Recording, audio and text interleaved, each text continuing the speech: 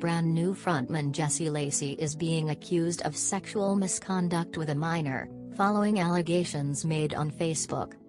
In a Facebook thread started by guitar tech Brian Diaz, guitar tech for the likes of Guns N' Roses and Fall Out Boy, earlier this week meant to confront Lacey's alleged inappropriate behavior. Nicole Elizabeth Gary claims he solicited nudes from me starting when I was 15 and he was 24.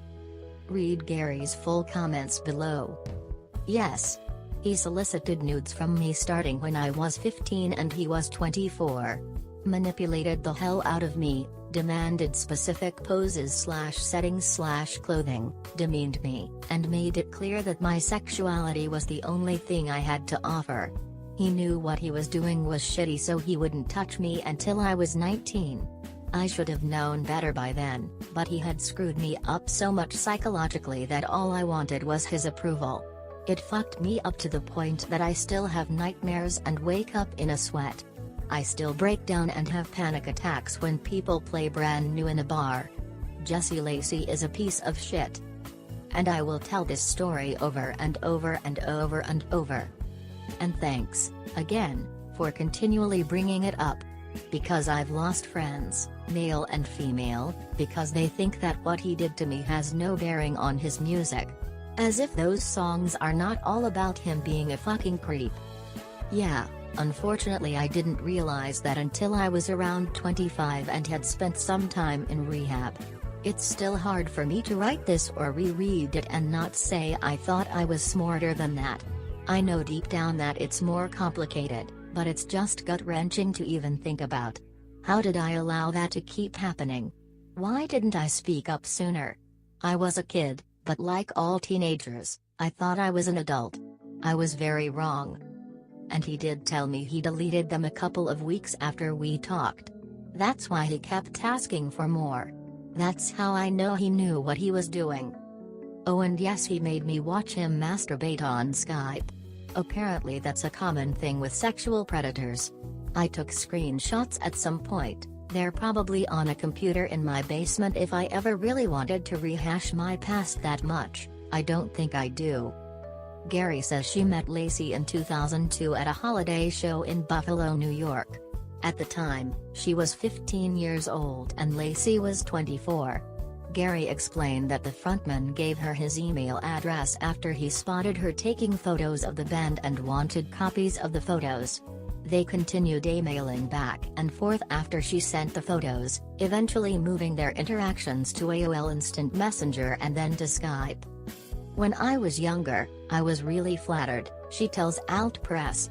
I was like, oh, it's an older guy in a band that I like. I wasn't used to the attention. Gary alleges she was 15 years old when Lacey began requesting nude photos via AIM and that years later he exposed himself over Skype. She says she and Lacey kept in touch, off and on, for about 7 or 8 years. He would disappear for a while and then pop back up, either it was email or instant messenger, Gary tells Alt Press. It was him sending requests for the most part. It was never really violent or upfront, it was always just very underhanded and manipulative, in a psychological way. It wasn't until she turned 24 herself, she says, that she realized something was strange about the interactions with the frontman. You reach this age, and you're like, who would do that? Looking back at that when I was 15, it's just a very stark difference, she says.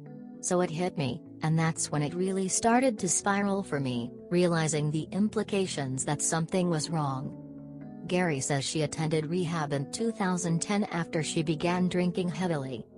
I needed to get my head back on straight because I didn't know where it came from or why I was getting out of control, she says. So I went to rehab around 2010, and it helped me see things a little more clearly and see why I was drinking and why I was getting out of control. It all kind of circled back. I remember these little things and they all added up. A lot of people, in rehab, had the same kind of stories, not quite as long or not quite as understated, I guess. They'd all been sexually abused in some way, and it helps to put it into perspective and see that what was happening was not a normal thing. Gary says this is not the first time she has spoken out with her story, but it's the first time it has gained any traction. "I've made comments on my friend Brian's posts several times about it," she says, explaining she's known Diaz for years and used to watch his band at the time, Reunion Show, perform. "It always seemed like no one was really listening," she says. "When I commented that, I was very angry. It's been 15 years." Gary explains that she decided to come forward in the hopes of helping stop the cycle of sexual abuse. "I hope that it helps other people realize they're not alone and other women feel more comfortable sharing their story," she says. "Hopefully we can all come out of the darkness. I hope this shows men that this won't be swept under the rug anymore, because it happens. I have a daughter of 2, and it's hard to look at her and just think about it happening to her. Hopefully for her and everyone we can stop the cycle."